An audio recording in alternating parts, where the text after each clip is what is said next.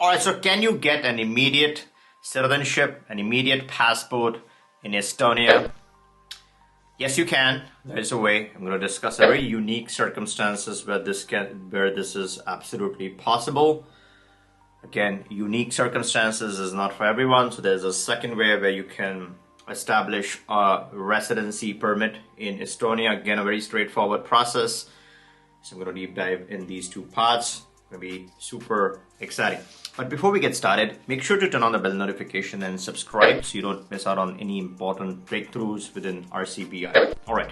So with the first part, I'm going to discuss this exceptional circumstances, right? And if you don't qualify, then we're going to look at other ways of obtaining the Estonian residency permit. This often pops up as a top tier destination. So a lot of expats, we're used to living in Australia, Canada, US, they are looking to move out, right? And Portugal is not everyone's cup of tea. It might be fine for someone who's looking for a cheaper lifestyle. A lot of people in Portugal, right? Just not from the West. You have people from everywhere, so that's not everyone's cup of tea.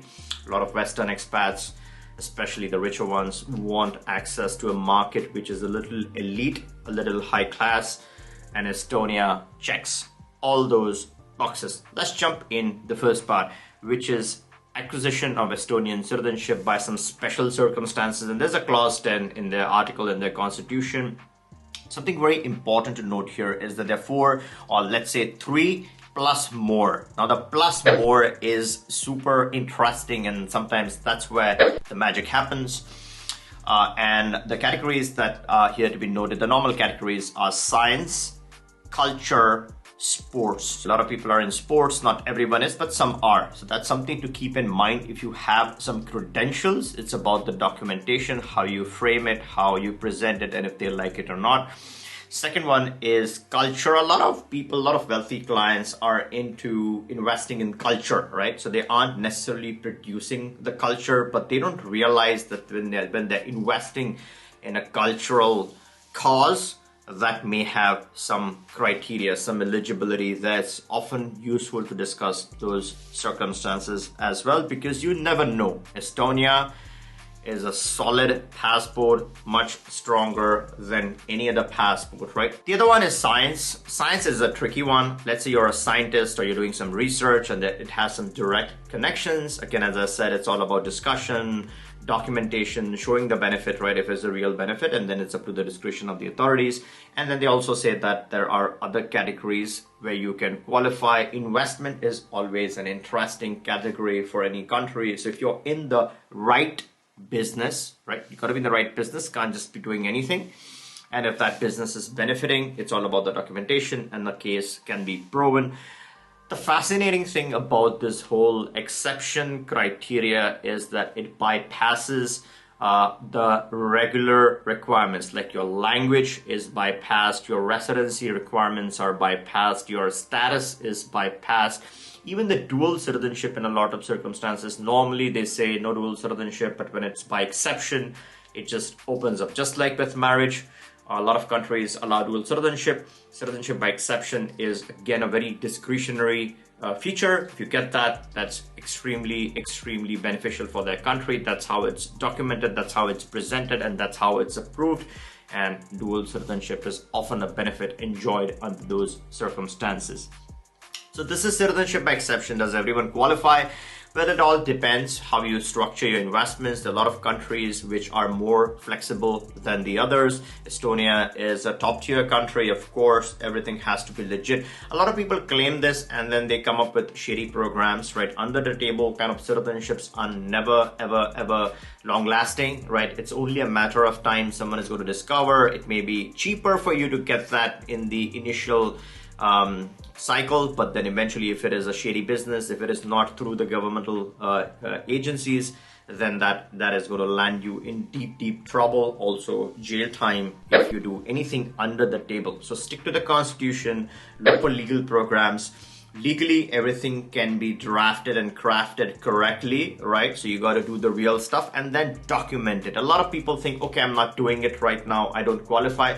No, you got to do it, right? You got to start at some point. So if you have started in the past, good for you. You've bought some time, but it's right now is always the great time to start, and that's what I discuss with a lot of my clients. If you are interested in discussing your circumstances, let's say you're looking to diversify anyways, right? You have fun stuck in your home country is not good for you, or it is good but you want to go outside. You diversify things correctly and it opens up a lot of exceptional circumstances. You don't have to sit and wait for those citizenship by investment general programs which are open to abuse and to all. These are unique circumstances, right? So citizenship by exception is a big opportunity in a lot of Europe. So you can always have that discussion. We can figure out if it is the right fit for you. This is not for the income class, right? The one who is income, when I say it's for the service class, though doing a job, they're working in regular fields or smaller fields or lesser fields. And lesser, I'm talking about in terms of the income, right? If your income is not that high, don't think about the exception. The second piece now over here is very important, is the regular route, the normal route. Now here you need to have 5 years of physical presence, or let's say not 5 full years of physical presence. There is some flexibility, but let's say 5 years of the right status. Once you are 5 years permanent in the country, then you can apply for the Estonian citizenship. There are 5 ways to qualify. I'm going to touch upon just a couple of ways. If you're interested in all the ways and the full article, then there's the complete news brief that I have posted as part of the advanced polls and chats. And our long-term premium member, or let's say advanced member, Crypto Nerd, is an expat on the ground, lived in places like Poland. He has some very valuable insights that he shares as part of the advanced polls and chats, along with other advanced members, the other valuable advanced members who are contributing all the time. Now, he has something very specific that he has shared about his time on the ground in Europe, right? As it relates to even Estonia, similar experience.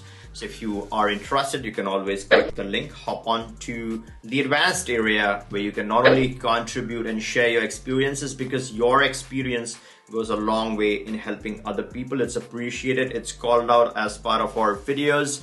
So take full benefit. So the two other ways here are, one is business, right? You start a business and you immediately qualify for a residency in Estonia. The second way is investments. You're doing some investment. Maybe it's not a straight business. Maybe it's an investment that can still qualify for that residency permit in Estonia. Once you have the residency, once you have spent the right amount of time, and this is not legal advice, this is educational content. Once you start your process, you'll be obviously working with attorneys who would guide you through the entire end-to-end procedure. And here, once you've lived there sufficiently, established your ties here, you would have certain culture requirements, integration requirements, language requirements is slightly tougher than the exception. Exception is obviously instant. You don't have any residency to worry about. Here you're looking at a real ties, real connection to the country. Once you spend the right amount of time, then you can apply for citizenship. As I said, Estonian citizenship, nothing really gets better than that, right? It's top tier. It's one of the best. Great jurisdiction to live, great citizenship to possess. If you like this video, give me a thumbs up. Make sure you're subbed, and catch you in the next one.